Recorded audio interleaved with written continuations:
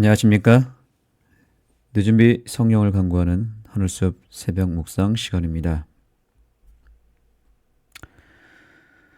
우리는 이번 주 교과를 통하여 모세가 만난 험난한 시작에 대해서 배웠습니다. 그 험난한 시작 속에는 두 가지 위기가 있었다 그랬죠? 외부적 위기와 내부적 위기입니다. 그러나 늘 위기 속에 기회가 있다는 것은 우리가 다 알고 있는 사실이죠. 모세가 그 외부적, 내부적 위기 속에서 또한 외부적, 내부적 기회를 동시에 얻기도 했습니다. 우리는 어제 외부적 기회에 대하여 먼저 살펴봤습니다. 그것은 하나님의 역사하심, 하나님의 개입하심을 통하여 결국 부족한 모세라는 사람을 하나님이 쓰시는 그런 내용을 살펴봤습니다. 오늘 이제 이번 주 교과의 마지막 시간으로서 모세가 내부적으로 이미 가지고 있었던 기회에 대해서 살펴보겠습니다. 그것을 통해서 하나님께서 마지막 때가 되었을 때 남은 교회를 어떻게 또한 어떤 방법으로 활용하시는지 우리 안에 있는 이미 우리가 소유한 내부적 기회에 대하여 돌아보는 시간이 되었으면 좋겠습니다.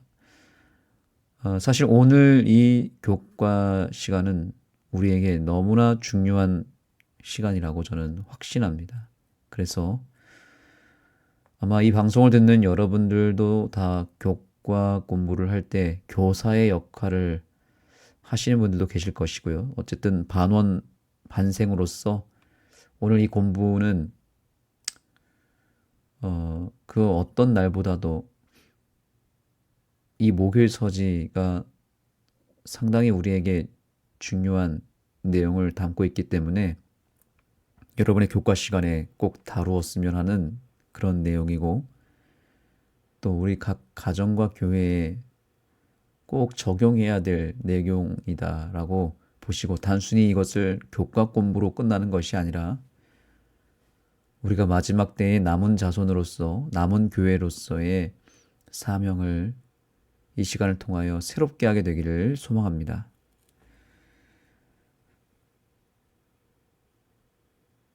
마지막 때의 교회에 하나님께서 주신 놀라운 축복이 이번 교과에 나타납니다. 자, 제목은 바로에게 신같이라는 표현인데요. 이것은 하나님께서 모세와 아론에게 허락하신 축복이었습니다. 무기력했던 모세, 무기력했던 아론이 이제 바로 앞에 신과 같은 능력과 신과 같은 영향력을 행할 수 있는 특권을 누리게 됩니다. 우선 모세와 아론의 관계부터 확인해 보겠습니다. 하나님께서 모세라는 사람에게 주신 말씀은 바로 율법이었습니다. 모세는 그야말로 구약 성경에서 빠뜨릴 수 없는 매우 중요한 인물이죠. 하나님께 율법을 받은 사람으로서 시내산에서 십계명을 하나님께 받고 또한 그것을 중심으로 하여 모세오경이라고 하는 율법서를 쓴 사람입니다. 그래서 모세가 상징하는 바는 바로 율법입니다. 그래서 신약 성경에서 율법과 선지자와 같이라고 했을 때 항상 그 율법은 누구를 가리키며 얘기했냐면 모세를 가리켰습니다. 모세가 쓴 글 이렇게 표현할 수 있고 그 모세가 쓴 글은 율법이라고 표현하기도 한 것입니다. 자, 그런데 모세 곁에는 누가 있었습니까? 바로 형 아론이 있었습니다. 이 둘의 관계를 이번 교과는 이렇게 이야기합니다.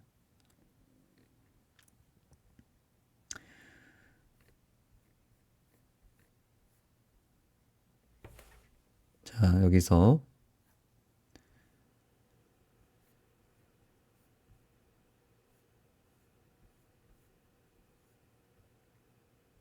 네, 바로 이 부분을 여러분들이 꼭 찾아서 여기에 줄을 언더라인을 치셨으면 좋겠습니다. 오늘은 조금 성경 공부를 살짝 다루게 될 것 같습니다. 자비로운 하나님은 아론에게 모세를 돕게 하셨다. 그 다음 보시죠. 모세는 아론에게 말하고 아론이 공식적으로 바로에게 말함으로써 모세는 애굽 왕 앞에서 하나님과 같은 역할을 하고 아론은 그의 선지자처럼 바로에게 말할 것이다. 아멘. 여기서 여러분 모세와 아론의 관계를 자세히 들여다보아야 됩니다. 아까 제가 말씀드렸죠. 모세는 무엇을 대변했습니까? 율법을 상징하는 인물입니다. 율법. 그런데 여기 보니까 모세는 애굽 왕 앞에 하나님과 같은 역할을 하였다라고 말하고 있고요. 또한 아론은 그 앞에서 어떤 역할을 했다고 합니까? 선지자 같은 역할을 했다. 그리고 바로에게 말했다. 이렇게 말합니다. 이 모세와 아론의 관계는 놀랍게도 마지막 때의 남은 교회의 모습과 굉장히 흡사한 모습을 하고 있습니다.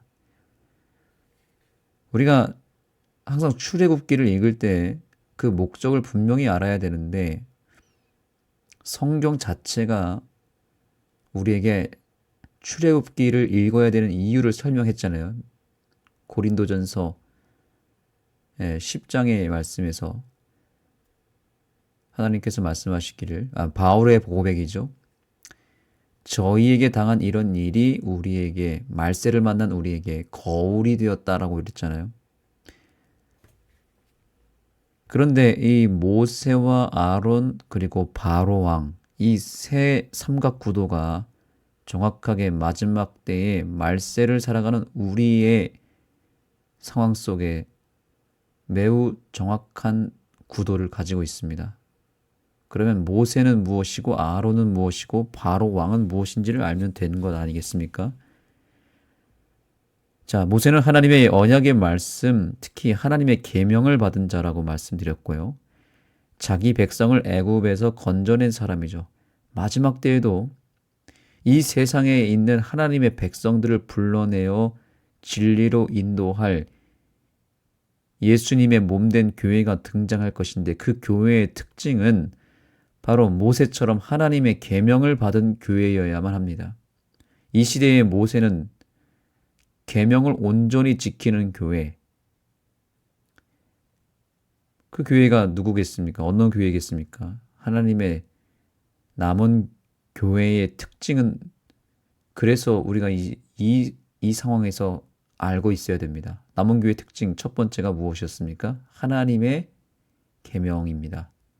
그런데 하나님의 계명만이 그 특징이 아니잖아요. 하나가 더 있잖아요. 그게 무엇입니까? 아예 성경절을 읽어버리겠습니다. 요한계시록 12장 17절입니다. 교과에는 없지만 제가 읽겠습니다.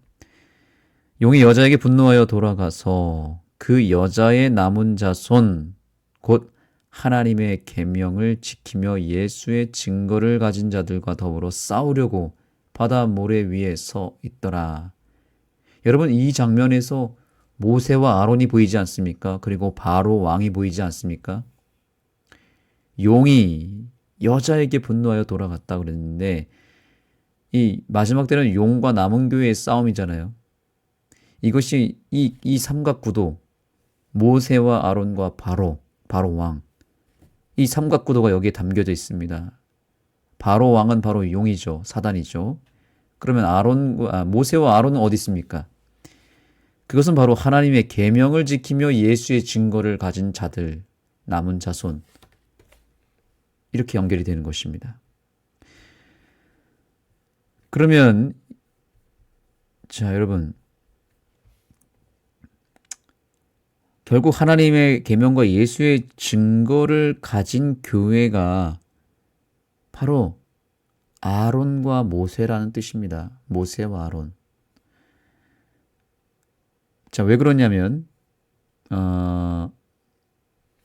여기 하나님의 계명을 지키며 예수의 증거를 가진 자들이라고 그랬는데, 예수의 증거에 대해서 요한계시록은 더 구체적으로 설명하죠. 바로 예수의 증거는 대언의 영이라 하더라. 계시록 19장 10절의 말씀이죠. 대언의 영은 바로 예언의 신이라고 말합니다. 예수의 증거는 대언의 영인데, 마지막 때에 재림하실 예수님에 대해 예언의 말씀으로 증거하는 교회가 등장하는데, 그 교회가 바로 남은 교회임을 암시해 주고 있죠.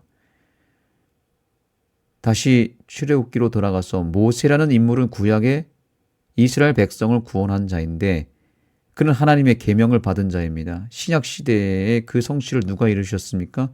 구원자로 오신 예수님이 이루셨습니다. 그리고 그 예수님 역시 모세가 받은 그 계명을 온전히 지키고 우리에게 새 계명을 너희에게 주노니 이러면서 그 새 율법, 새 계명을 우리에게 선포하시죠. 율법의 참된 의미를 반포하시죠. 바로 신약의 모세가 예수님이잖아요. 자, 그런데 마지막 때에 이 모세의 계보, 예수님의 계보를 잇는 교회가 등장하는데, 그 교회는 하나님의 계명을 가진 남은 교회가 그 계보를 잇게 된다는 것입니다. 그런 다음에 모세 곁에 아론이 있었다는 것을 우리가 보게 될 때, 모세는 율법을 받은 자였고 아론은 이 성경절에 의하면 대언자라고 되어 있습니다. 대언자. 자, 아까 우리가 찾아본 글에 보면은 모세는 하나님과 같은 역할을 했다고 했죠. 하나님의 보좌 역할을 한 것이고요.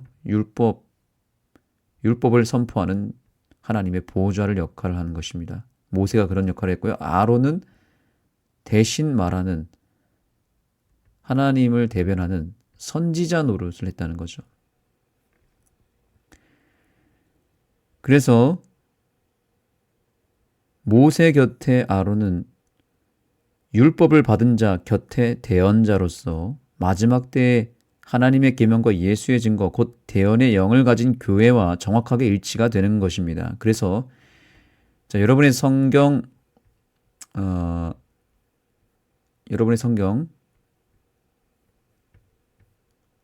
출애굽기 7장 1절을 보겠습니다.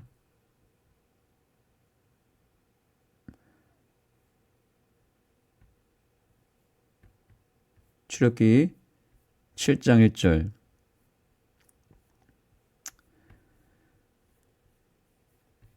장 1절을 혹시 찾을 수 있으면 찾으시면 더 좋습니다.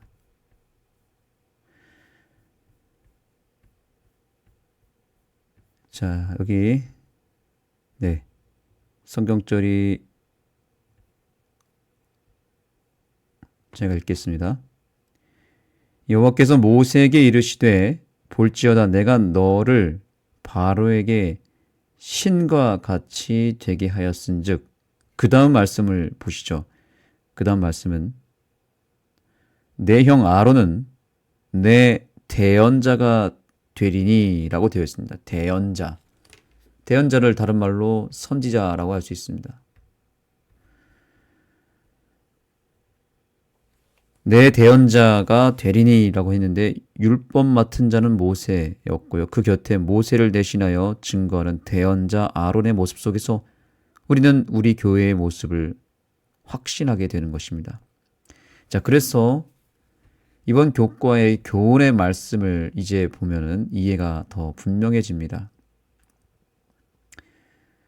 하나님은 아론이 모세를 돕게 하셔서 모세는 아론에게 말하고 아론이 바로에게 말하게 하셨다. 이것은 선지자가 어떤 역할을 하는지 탁월하게 설명해 준다. 자, 여기 선지자라는 단어가 나오죠. 선지자가 어떤 역할을 하는지 아론을 통해서 보게 된다는 것이죠.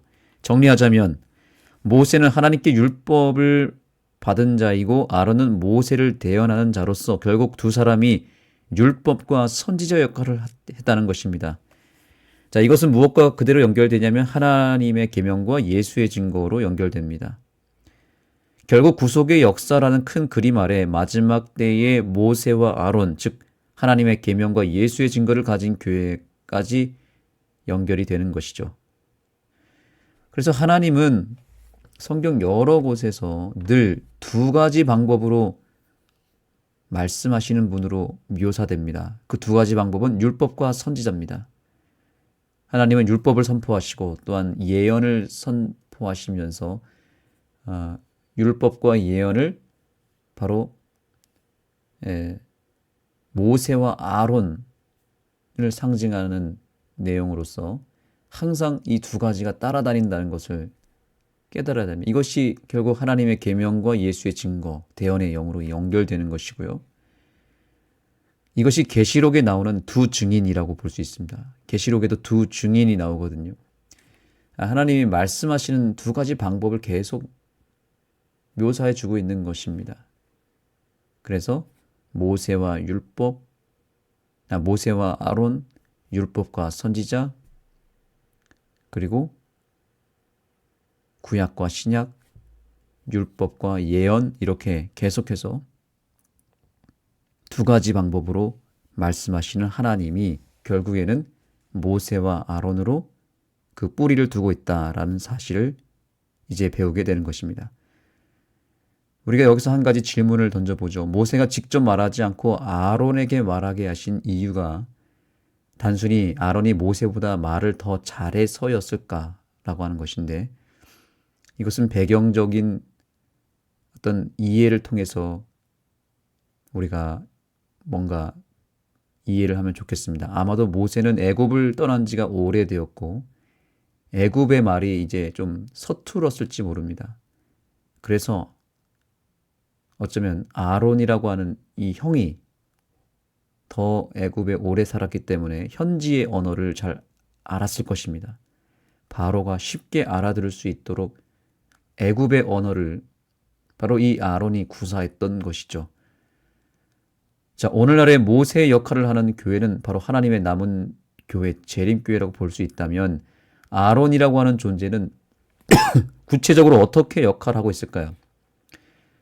아론이 모세를 대신하여 세상왕 바로에게 하나님의 기별을 전하는 메신저 역할을 했듯이 마지막 때의 재림교회의 기별을 세상의 언어로 알아듣기 쉽고 분명한 어조로 전달하는 대언자가 마지막 때에도 등장하지 않을까요? 그 대언자는 사람이라기보다는 그 한 선지자의 역할을 하는 사람을 통해서 마련된 이 교회에 주신 예언의 선물이라고 저는 확신합니다. 바로 예언의 신이라고 우리가 항상 외치는 그 서적들과 그 영감들이 결국에는 대언의 영으로 연결되는 마지막 시대에 남은 교회에 주신 하나님의 선물이죠. 모세라는 구원자 옆에 대언자였던 아론은 예수의 증거 곧 대언의 영이라는 말씀이 그대로 연결이 되게 되는데요. 모세 옆에 늘 아론이 있었듯이 마지막 때에 예수의 증거를 확실하게 증거할 대언의 영이 바로 아론의 역할을 재현시켰다라고 볼 수 있습니다. 그래서 세상의 언어, 세상이 알아들을 수 있는, 쉽게 알아들을 수 있는 메신저의 역할을 예언의 신이, 예언의 선물이 우리 교회를 통하여 그 역할을 한 것입니다. 예언의 신 서적을 그래서 우리가 읽고 전하는 이유가 거기에 있는 것입니다. 세상이 좀 더 쉽게 알아들을 수 있는 언어로 현대의 진리, 또 새천사의 기별을 그들에게 증거하고 있지 않습니까? 재림교회는 예언의 말씀이 있는 교회입니다. 우리의 사명은 바로 이 예언의 말씀을 증거하는 사명입니다. 예언을 가지고 있는 교회, 특별히 예언의 신을 읽고 전하는 교회가 바로 이 마지막 때의 아론과 모세의 계보를 잇는 마지막 때의 남은 교회의 참 모습이 아닐까요? 이제 결론을 내리겠습니다. 모세와 아론이 처음 바로에게 찾아갔을 때에는 실패를 경험했습니다. 철저하게 깨졌습니다. 그러나 여러분, 우리가 이 스토리를 잘 알지 않습니까? 결국에는 모세와 아론이 바로에게 던진 그 메시지를 통해서 바로는 조금씩 무너졌고, 마침내 바로는 완전히 항복하고 이 싸움은 승리로 끝나게 되고, 결과적으로 모세와 아론이 애굽에서 백성들을 건져내어 가나안으로 가지 않습니까? 여러분, 이 승리와 이 구원의 역사는 누구의 승리를 미리 보여주고 거울로서 비춰주고 있습니까? 놀랍게도 바로 마지막 때에 모세와 아론, 즉 하나님의 계명과 예수의 증거, 특별히 대언의 영이라고 묘사한 예언의 신을 가진 교회의 마지막 승리를 거울로서 보여준 것이라고 확신합니다. 우리 교회도 처음에 대실망, 대실패를 통해서 시작한 교회 아닙니까? 바로 왕 앞에 등장했던 이 교회는 1844년에 대실망 속에서 시작한 교회입니다. 그러나 이 재림교회도 마지막 때에 반드시 모세와 아론처럼 쓰임을 받게 될 것입니다. 하나님의 계명과 예수의 증거를 가진 자들로 더불어 싸우려고 바다 모래 위에 섰더라라는 이 우리의 정체성과 사명을 고취시켜주는 이 성경절의 결론은 무엇입니까? 누가 승리한다는 것입니까? 남은 교회가 승리한다는 것으로 요한계시록의 예언은 끝납니다. 용은 패망하고 말 것입니다. 그래서 우리는 운명적으로 이 교회에 몸담고 있는 우리는 모세와 아론의 역할을 지금 감당하고 있다는 것을 기억해야 됩니다. 모세와 아론의 메시지가 바로 왕 앞에서 처음에는 작은 메아리에 불과하지 않았습니까? 그들은 그 메시지를 무시했지만 결국에는 그들의 메시지가 큰 능력을 발휘했던 것처럼 여러분, 마지막 때가 되면 우리가 정말로 확신해야 될 한 가지가 있습니다. 우리 교회의 메시지, 율법이라고 하는 메시지 너무나 소중합니다. 그 중에서 가장 대표적으로 하나님의 계명, 십계명, 그 안에서도 안식일 계명을 우리가 붙잡고 있는데요. 이 안식일을 통해서 하나님은 하나님의 진짜 백성과 애굽 백성을 구별할 것입니다. 반드시 이 안식일 기별로 사람들을 구원해 낼 것입니다. 또한 우리에게는 예언이 있습니다. 예언의 선물이 있습니다. 선지자를 통해서 주신 예언의 신이 있습니다. 여러분, 마지막 때가 되면 이제 그동안 무시받고 관심 밖에 있었던 이 예언의 신의 기별들이 이제는 엄청난 효력을 발휘할 때가 이르러 왔습니다.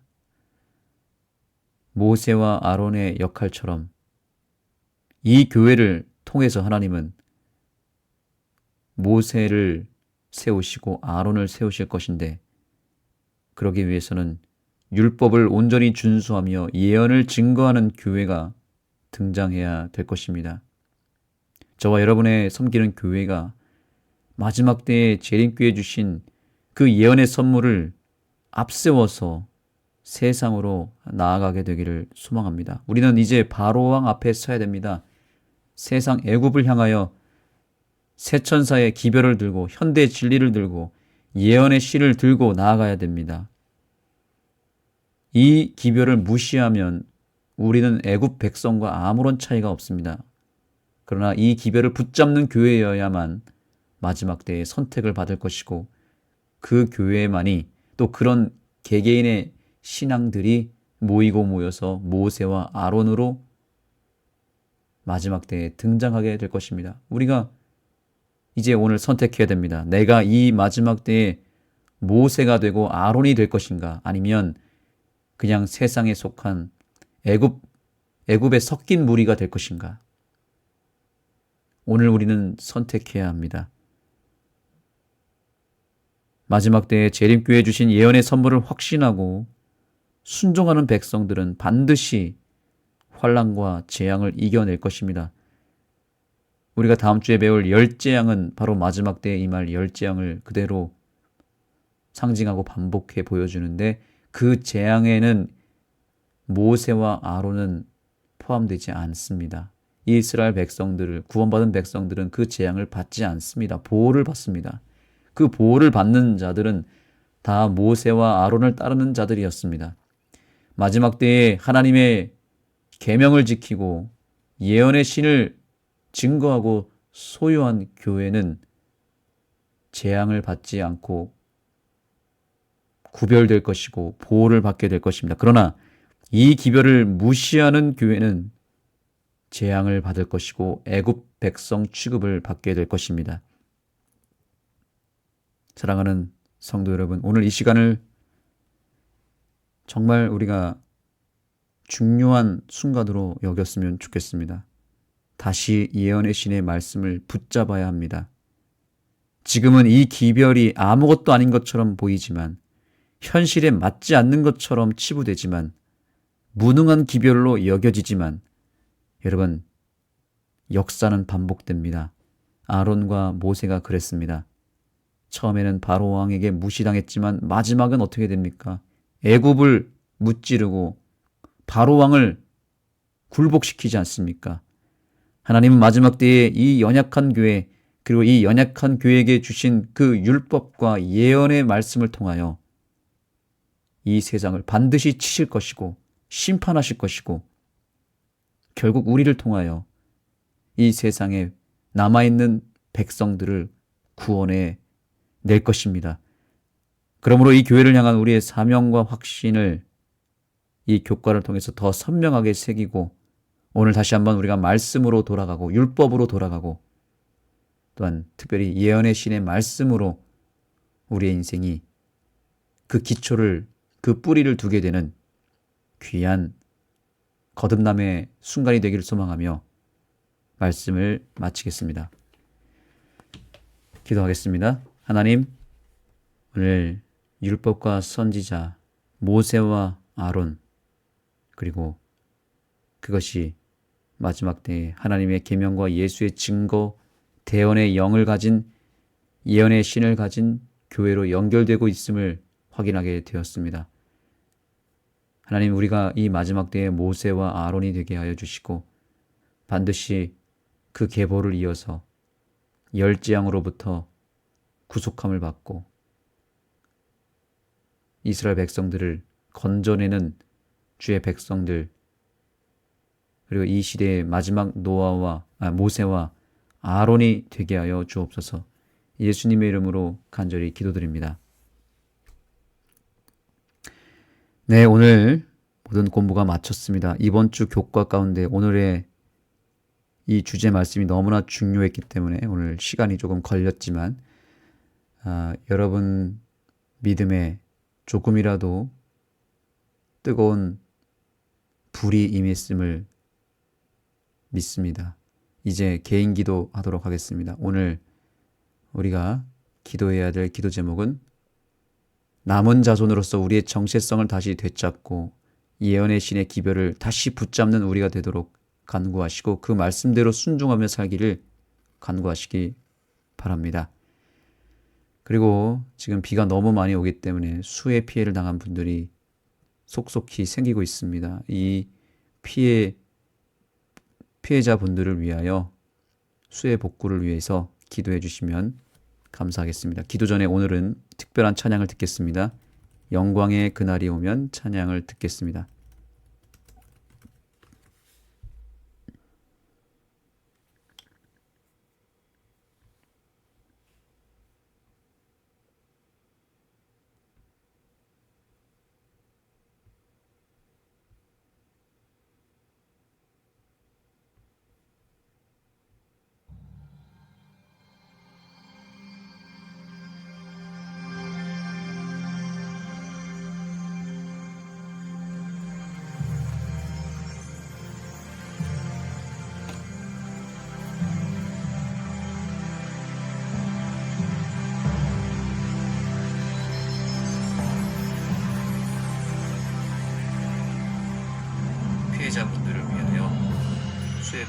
위해서 기도해 주시면 감사하겠습니다. 기도 전에 오늘은 특별한 찬양을 듣겠습니다.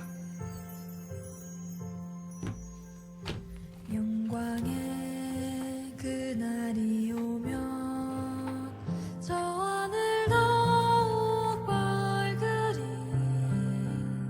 새 천사 공중에 힘차게 날아가는 그날부터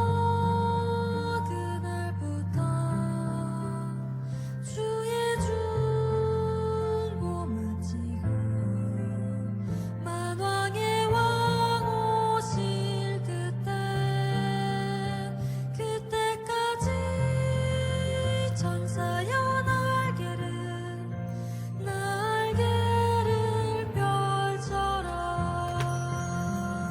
영광의 그날이 오면 온 세상 더욱 빛나리 영원한 복음이 담대히 외쳐지 영광의 그날부터 주의 심판 끝나고 만주의 주 오실 그때까지 성도여 복음을 전하라. 새 천사여 날개를 펼쳐라. 이 하늘에서 저 하늘로 새 천사여 날개를 펼쳐라. 구원 속히 전하라.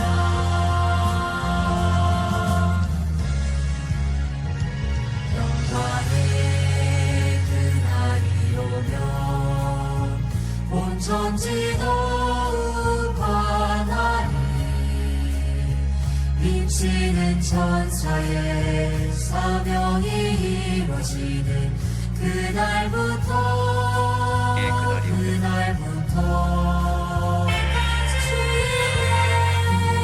백성 구하러 영광의 왕 오실 그때까지 남자여 창조주 전하라. 남은 자여 창조주 전하라. 이 나라에서 저 나라로 남은 자여 창조주 전하라. 기별 속히 전하라. 남은 자여 창조주 전하라. 이 나라에서 저 나라로 남은 자여 창조주 전하라. 기별 속히 전하라. 기별 속히 전하라.